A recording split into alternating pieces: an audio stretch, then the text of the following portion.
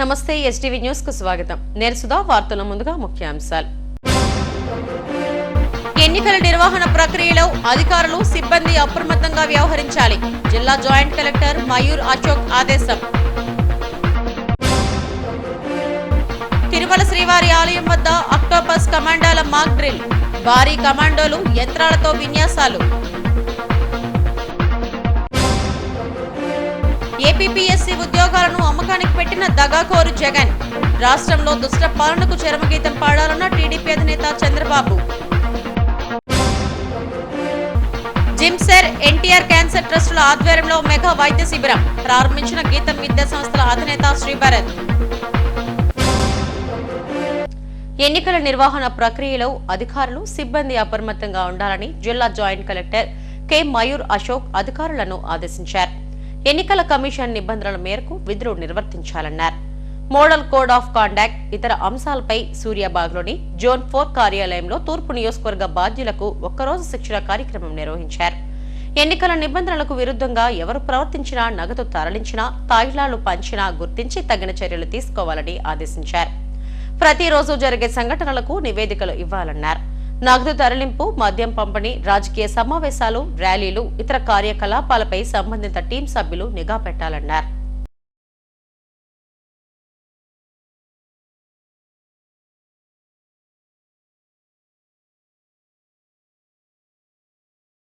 తిరుమల శ్రీవారి ఆలయం వద్ద ఆక్టోపస్ కమాండోలు మాక్ డ్రిల్ నిర్వహించారు. ఆలయం భారీగా కమాండోలతో ఉండటంతో ఏం జరుగుతుందో తెలియక భక్తులు భయాందోళనకు గురయ్యారు. ఇదంతా మాక్ డ్రిల్ అని భద్రతా సిబ్బంది చెప్పడంతో వారు ఊపిరి పీల్చుకున్నారు. తిరుమల శ్రీవారి ఆలయం వద్ద ఆక్టోపస్ కమాండోలు మాక్ డ్రిల్ నిర్వహించారు. శుక్రవారం వేకువజామున భారీ సంఖ్యలో కమాండోలు ఆలయం వద్దకు చేరుకున్నారు.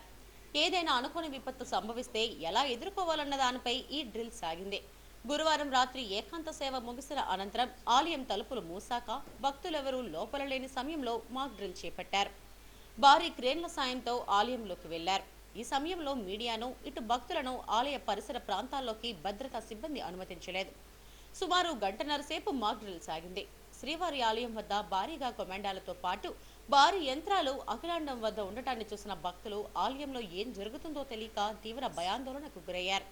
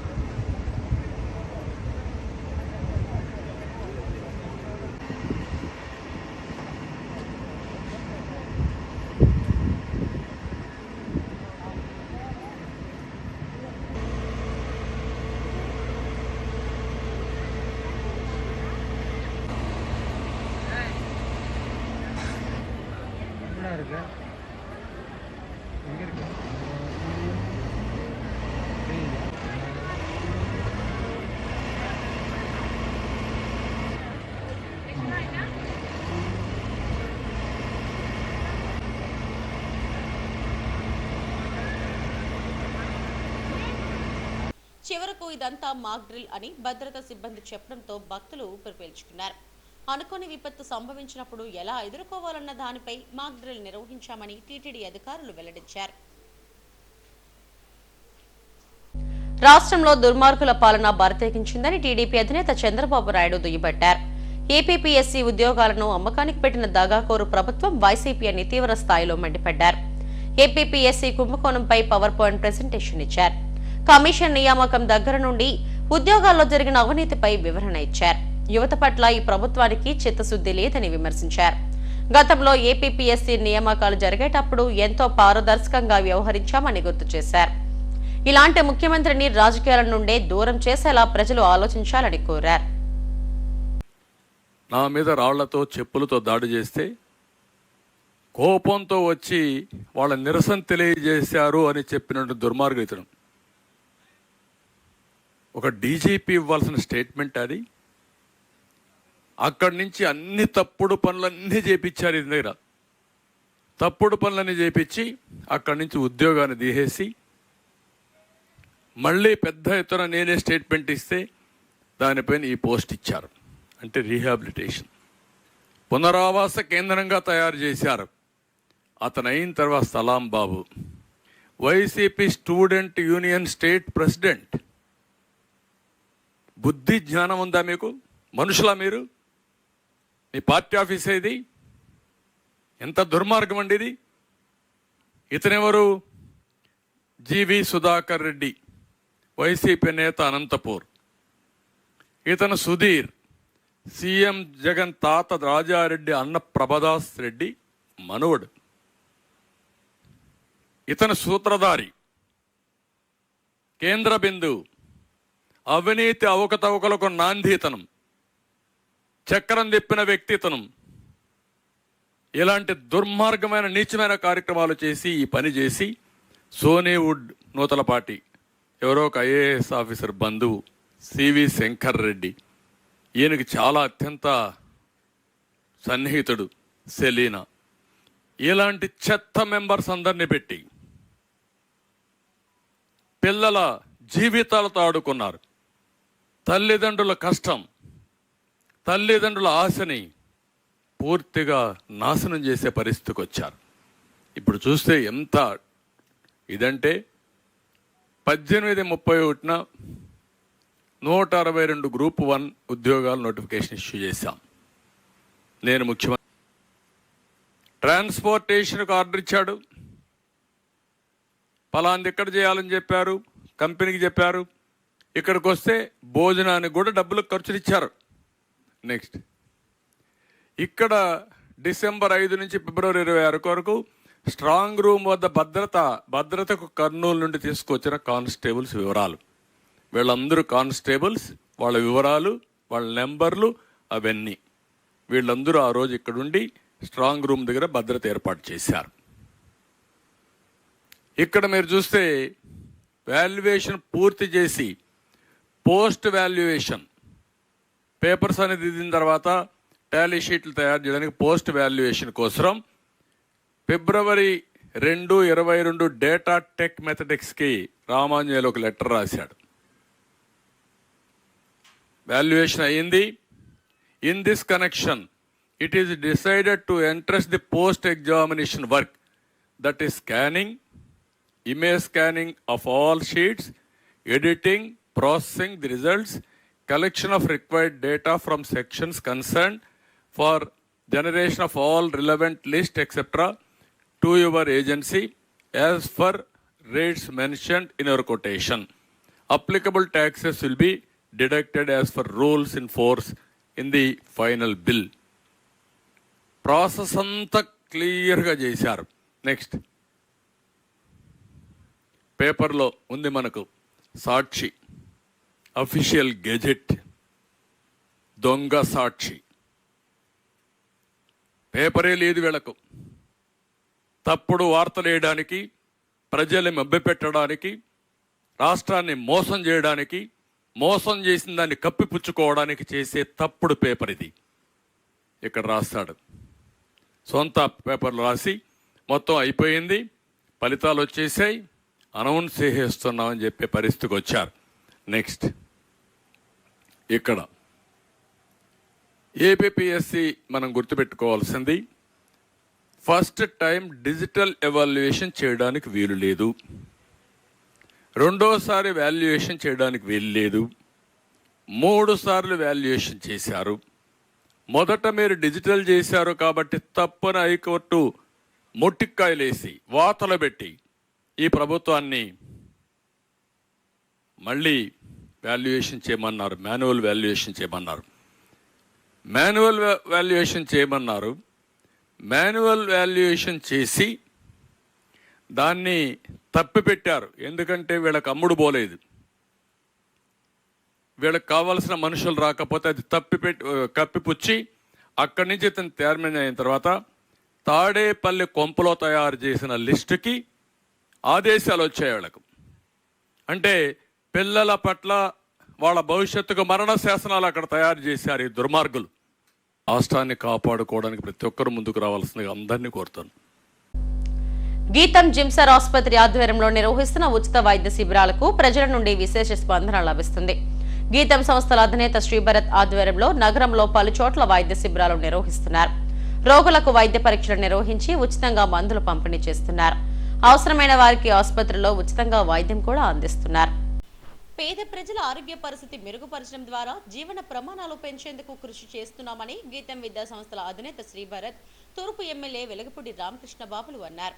చినవాల్తేర్ రజక వీధిలో గీతం జిమ్సర్ ఎన్టీఆర్ క్యాన్సర్ ట్రస్టుల ఆధ్వర్యంలో మెగా వైద్య శిబిరం నిర్వహించారు. ఈ శిబిరాన్ని శ్రీభరత్ ప్రారంభించారు.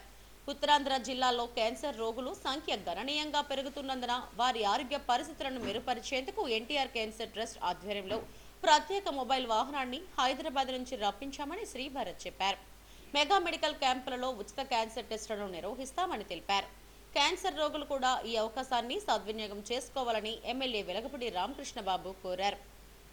అందరికీ నమస్కారం అండి. ఒక సంవత్సరం పైగా మేము గీతం హాస్పిటల్ తరపున ఈ ఉత్తరాంధ్ర ప్రాంతంలో, ప్రత్యేకంగా గ్రేటర్ విశాఖపట్నం ప్రాంతంలో ఎక్కడెక్కడ మాకు రిక్వెస్ట్లు వస్తున్నాయో అక్కడ మెడికల్ క్యాంప్స్ నిర్వహించడం జరుగుతుంది. ప్రతి మెడికల్ క్యాంప్లో ఒక 500 నుంచి కొన్ని దగ్గర 1000 మంది కూడా పార్టిసిపేట్ చేయడం జరిగింది. ఒక మామూలుగా మెడికల్ క్యాంప్ లాగా కాకుండా చాలా స్పెషలైజ్డ్గా 14-13 డిపార్ట్మెంట్లను కూర్చోబెట్టి ఒక్కొక్క డిపార్ట్మెంట్లో వాళ్ళకి కొంచెం చైతన్యం చేసి సమస్యలు ఏమైనా ఉంటే మరుసటి రోజు బస్సు పెట్టి హాస్పిటల్కి కూడా తీసుకెళ్ళడం జరుగుతుంది. అయితే ఇవాళ ఈ చిన్నవాల్టేర్ ప్రాంతంలో బసతారకం క్యాన్సర్ హాస్పిటల్ని కూడా రిక్వెస్ట్ చేసి వాళ్ళ క్యాన్సర్ స్క్రీనింగ్ బస్ని హైదరాబాద్ నుంచి తీసుకుని రావడం జరిగింది. ఈ క్యాన్సర్ స్క్రీనింగ్ బస్ ఇందాక వెలగపూడి గారు చెప్పినట్టు ఇంచుమించు 2 కోట్లు ఖర్చు అవుతుంది. మామూలుగా ఈ ఎక్విప్మెంట్ టెస్టింగ్ చేయాలి అంటే అందరూ పేషెంట్స్ హాస్పిటల్కి వెళ్ళాలి. పుట్టి టెస్ట్ కోసం అంత దూరం వెళ్ళి చేయించుకోవడం, ప్రత్యేకంగా మహిళలు సిగ్గుపడ్డం, మొహమాట పడ్డం అనేది ఎక్కువ మనం చూస్తాం. కానీ ఇవాళ సర్వికల్ క్యాన్సర్, బ్రెస్ట్ క్యాన్సర్ అనేది చాలా విపరీతంగా పెరిగిపోతుంది. వాళ్ళకి అందుబాటులో ఉండి మొహమాటం లేకుండా చేర్చుకునే ఒక విధానంగా ఈ బస్సును తయారు చేయడం జరిగింది. 2 భాగాలుగా, ఒక భాగం మగవాళ్ళ కోసం, ఒక భాగం మహిళల కోసం సెపరేట్గా ప్రైవసీ పెట్టుకుంటూ వాళ్ళు అక్కడ డాక్టర్ కలిసిన తర్వాత వచ్చి టెస్ట్ చేయించుకుంటారు. అండ్ మామూలుగా ఒక క్యాన్సర్ స్క్రీనింగ్ క్యాంప్లో ఒక 150 నుంచి 200 మంది వస్తారు. ఇప్పటికే ఆల్రెడీ ఒక 100 మంది అయిపోయారంట. సో వచ్చిన మహిళలను కూడా అందరికి చెప్తున్నాను, వెళ్ళి టెస్ట్ చేసుకోండి అమ్మా, ఏమీ లేకూడదనే కోరుకుందాము. కానీ టెస్ట్ చేయడం కూడా ఈ అవకాశం అనేది మళ్ళీ రాదు. ఈ బస్సు కూడా ఎక్కువ రోజులు వైజాగ్లో ఉండదు, బహుశా ఒక వారం 10 రోజులు ఉండొచ్చు. అన్ని ప్రాంతాలకు చెప్తున్నాం కాబట్టి ఈ ప్రాంతానికి మళ్ళీ వచ్చే అవకాశం ఇప్పుడప్పుడే లేదు. మన బసతారకం డాక్టర్స్ కూడా చాలా అప్రిషియేట్ చేయాలి. నిన్న అక్కయ్యపాలెంలో జరిగిన క్యాన్సర్ స్క్రీనింగ్లో కొందరు మహిళలు వచ్చి ఎంత ప్రేమగా ఆప్యాయంగా మాట్లాడుతున్నారు డాక్టర్లు, నర్సులు. టెస్టింగ్ చేయించుకున్న కూడా నాకు చాలా కంఫర్ట్గా జరిగింది అనేది ఆ భావన ఉండడం చాలా ఇంపార్టెంట్. దురదృష్టవశాత్తు ఎవరికైనా ఏదైనా క్యాన్సర్ డిటెక్ట్ అయితే తప్పకుండా వాళ్ళందరినీ హైదరాబాద్ క్యాన్సర్ హాస్పిటల్కి కూడా మేము రిఫర్ చేసి తీసుకెళ్ళడం జరుగుతుంది. ఎందుకంటే ఇవాళ ఈ కాలుష్యం పెరిగిన తర్వాత, ప్లాస్టిక్ పెరిగిన తర్వాత చాలామందికి తెలియకుండా క్యాన్సర్ బాడీ లోపలికి వచ్చేస్తుంది. తొందరగా గుర్తించడం వల్ల అది సీరియస్ అయ్యే ముందు ఆపగలుగుతాం. కానీ అది లేట్గా గుర్తిస్తే మాత్రం చాలా సందర్భాల్లో ఖర్చు విపరీతంగా పెరిగిపోయి కొన్ని సందర్భాల్లో చనిపోవడం కూడా జరగడం అనేది చాలా బాధాకరమైన విషయం. క్యాన్సర్ ఎర్లీ డిటెక్షన్ చాలా ఇంపార్టెంట్. ఈ క్యాంప్ ద్వారా అదే మా అందరికీ తెలియజేయాలనేది మా ఉద్దేశం. హాస్పిటల్ తరఫున ఆ సురక్ష ప్రోగ్రామ్ కోసం కాల్ వచ్చిందండి, మీ డాక్టర్లని పంపించండి అని. మేము ఎందుకు పంపించాలి అని అడిగితే అదొక పొలిటికల్ ప్రోగ్రామ్ కోసం ప్రైవేట్ హాస్పిటల్స్ కూడా వాడుతున్నారు అంటే అది చాలా దురదృష్టం. నేను రాజకీయంలో కూడా ఉన్నాను కాబట్టి మీరు ఏం ఒత్తిడికి మీరు లొంగక్కర్లేదు అని నేను చెప్పాను. కానీ మిగతా ప్రైవేట్ హాస్పిటల్స్ భయపడి కొంత డాక్టర్లు పంపించడం వాస్తవం. కానీ ప్రధానంగా ఈ జగనన్న సురక్ష ప్రోగ్రామ్ ఒకటే నెలలో 5 కోట్ల జనాభా కవర్ చేయాలంటే అది సాధ్యమైన విషయం కాదు. అందుకే చాలా క్యాంపుల్లో డాక్టర్లు లేకుండా నర్సులతో, సపోర్ట్ స్టాఫ్తో కూడా చేసిన సందర్భాలు ఉన్నాయి. అది కూడా తూతు మంత్రంగా చేసాం కాబట్టి చేసాం అనేది చేశారు. సో అట్లా కాకుండా మేమేంటి అంటే మేము ఇంటింటికి వెళ్ళి వాళ్ళకి ఏదో ఫోర్స్ చేసి ఫోటో దిగడం కాదు. మేము ఇక్కడ అందరికీ ఒక అవగాహన పెంచి ఈ అన్ని డిపార్ట్మెంట్కి సంబంధించిన డాక్టర్లు మా దగ్గర ఉన్నారు, మీరు వచ్చి చేయించుకోండి అంటే జనాలకి స్పష్టంగా తెలిసిపోతుంది.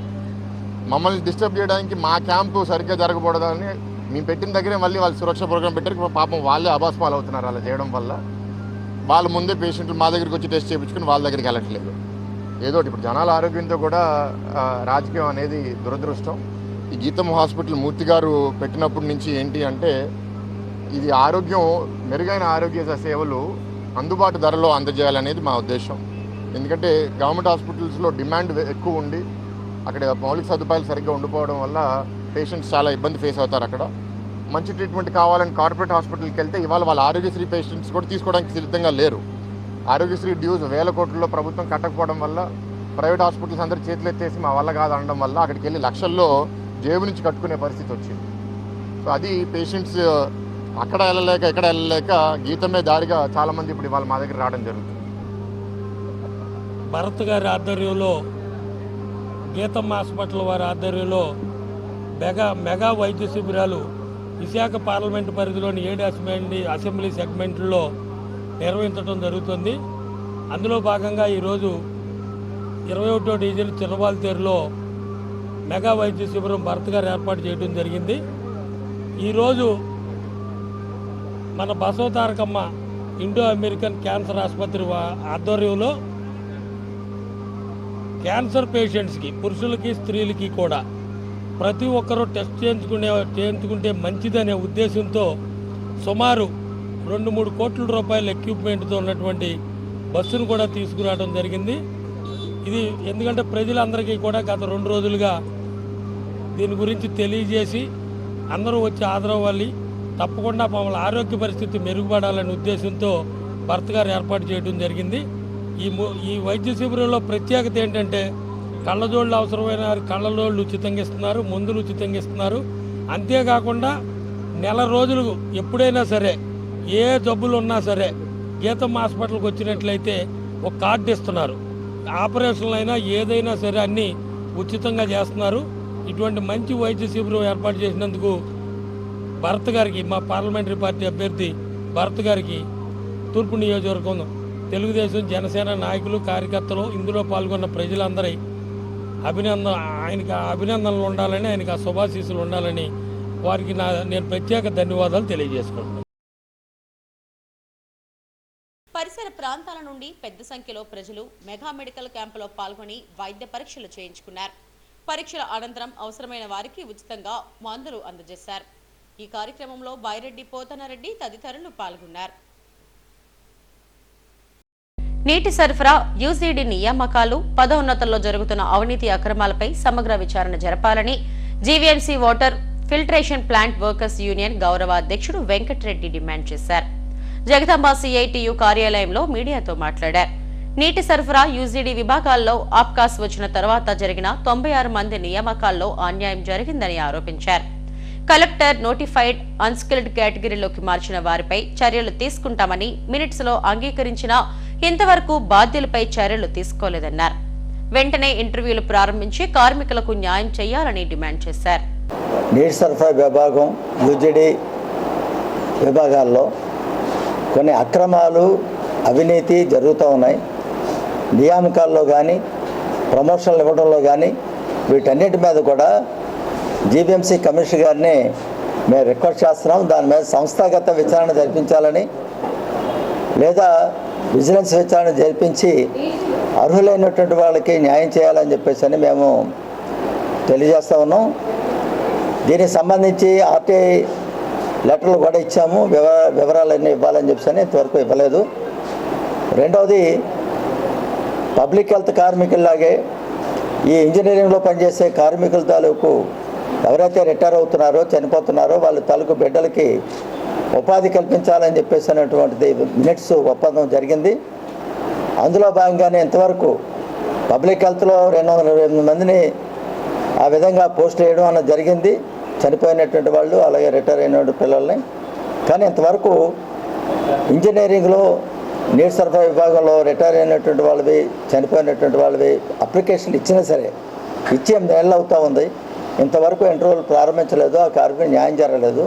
అంటే అర్థం ఏమిటంటే ఇందులో వీళ్ళ తాలూకు పోస్టులు ఏవైతే ఉన్నాయో 2013 నుంచి ఉన్నటువంటి పోస్టులు ఏవైతే ఉన్నాయో చనిపోయినటువంటివి, రిటైర్ అయినవి, అవన్నీ కూడా వాళ్ళు అధికారులు అలాగే కొంతమంది వ్యక్తులు, దళారులు వీళ్ళు అడ్జస్ట్మెంట్ చేసుకొని అమ్ముకున్నటువంటి అది అనుమానాలు కలుగుతున్నాయి. కాబట్టి అందుకని లేట్ చేస్తూ ఉన్నారు. మినిట్స్లో కూడా వాళ్ళ మీద చర్యలు తీసుకుంటామని చెప్పేసి అని అన్నారు. ఇంతవరకు చర్యలు తీసుకోలేదు. వెంటనే వీళ్ళందరూ కూడా ఇంటర్వ్యూలు జరిపించాలని చెప్పి మేము కోరుతున్నాం. రెండవది, నడుపూరు హై స్కూల్లో ఎల్ఎన్టీ సంస్థ సిఎస్ఆర్తో ల్యాబ్ డైనింగ్ హాల్ను నిర్మించింది. నూతనంగా నిర్మించిన ల్యాబ్ డైనింగ్ హాల్ను ఎల్ఎన్టీ సంస్థ జీఎం అతిల్ కుమార్ శ్రీవాత్సవ్, ఎంఈఓలు శ్రీనివాస్, రమణలు ప్రారంభించారు. నడుపూరు ఉన్నత పాఠశాల అభివృద్ధిలో ఎల్ఎన్టీ సంస్థ అందించిన సహాయ సహకారాలకు స్కూల్ హెచ్ఎం రాచకొండ శ్రీనివాసరావు ధన్యవాదాలు తెలిపారు. విద్యార్థులు చక్కగా చదువుకొని రాణించాలని అతిథులు ఆకాంక్షించారు. ఈ కార్యక్రమంలో సంస్థ అధికారులు సుబ్బారావు, నాగిరెడ్డి తదితరులు పాల్గొన్నారు. ఉపయోగకరమైన యాప్స్ అన్ని డౌన్లోడ్ చేసి వీళ్ళకి ఆల్రెడీ ఇన్స్టాల్ చేసి ఇచ్చున్నాం. అంటే దీన్ని వైఫై నెట్వర్క్లో కూడా కనెక్ట్ చేయబోతున్నాం. సో వాళ్ళ పిల్లలు ఏవైనా ఇంటర్నెట్లో ఏమైనా ప్రాజెక్ట్స్ చేసుకోవాలన్నా ఏమైనా చేయాలన్నా కూడా పనికొస్తుంది అనమాట. సో రిపోర్ట్ ద్వారా హెచ్బి కౌంట్ చూసి వాళ్ళకి అవగాహన కల్పించి అవసరమైన సౌకర్యాలు కల్పించి తల్లిదండ్రుల దగ్గర కూడా వెళ్ళి కల్పించి మరలా 3 నెలల తర్వాత సరైన ల్యాబ్ టెస్టులు చేసి హిమోగ్లోబిన్ పెరిగిందా లేదా అనేది ఒక ప్రాక్టికల్గా అద్భుతమైన పని చేశారు. తర్వాత మాకు లైబ్రరీ అనేది ఇచ్చారు. కాలేజ్ స్థాయి లైబ్రరీ, మొత్తం ఫర్నిచరు, టేబుల్స్, 40 కుర్చీలు, ర్యాక్స్, అల్మిరాసు, 3000 పుస్తకాలతో ఒక కాలేజ్ స్థాయి లైబ్రరీని మా పాఠశాలకు అందజేశారు. అదేవిధంగా మాకు డ్యూయల్ డెస్క్స్ 200 డ్యూయల్ డెస్క్లు మాకు అందజేశారు. సుమారు 600 మంది పిల్లలు కిందన కూర్చునే పరిస్థితి నుంచి తప్పించారు. తర్వాత మాకు సోలార్ పవర్ 10 kV అంటే పూర్తి అవసరాలకు అనుగుణంగా మాకు ఉపయోగపడే విధంగా ఆల్టర్నేటివ్ ఎనర్జీని పిల్లలకు పరిచయం చేసే విధంగా మా కరెంటు బిల్లు తగ్గించడానికి 10 kV పవర్తో ప్రారంభించారు.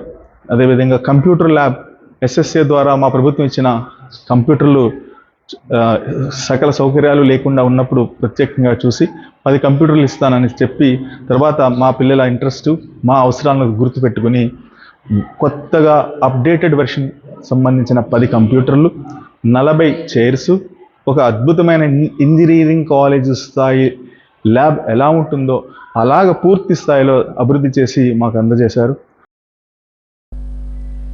నగరంలో ఎలాంటి అసాంఘిక కార్యకలాపాలు చోటు చేసుకోకుండా నిరంతరం నిఘా పెడుతున్నామని నగర పోలీస్ కమిషనర్ రవిశంకర్ అయ్యన్నార్ తెలిపారు. ఫిషింగ్ హార్బర్లో భద్రతా ప్రమాణాలు మెరుగుపరిచేందుకు తీసుకోవాల్సిన చర్యలపై సిపి అధికారులతో కలిసి పర్యవేక్షించారు. 2 పోలీస్ అవుట్ పోస్టులు హార్బర్లో ఏర్పాటు చేయాలని నిర్ణయించారు. నగరంలో ఎక్కడెక్కడ సీసీ కెమెరాలు, పోలీస్ అవుట్ పోస్టులు ఏర్పాటు చేయాలనే అంశంపై చర్చించారు. హార్బర్లో ఏర్పాటు చేసిన పోలీస్ కంట్రోల్ రూమ్ నుండి నిరంతరం నిఘా పెట్టాలని సిబ్బందిని ఆదేశించారు. ఈ కార్యక్రమంలో బోట్ ఆపరేటర్స్ అసోసియేషన్ అధ్యక్షుడు వాసుపల్లి జానకిరామ్ తదితరులు పాల్గొన్నారు.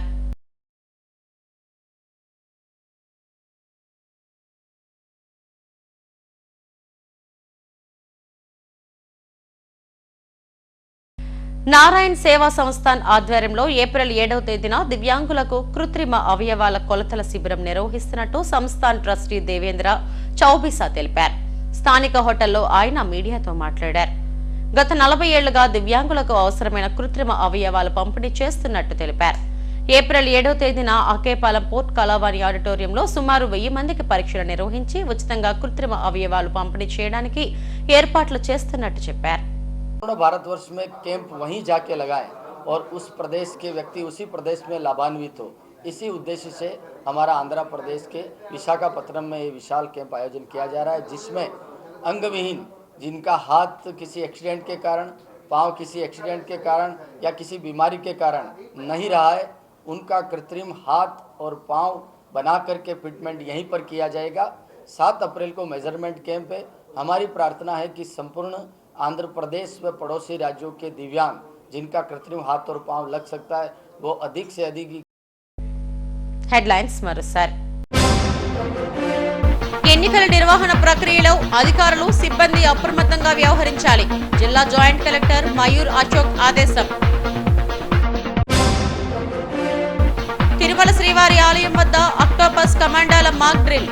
భారీ కమాండోలు, యంత్రాలతో విన్యాసాలు.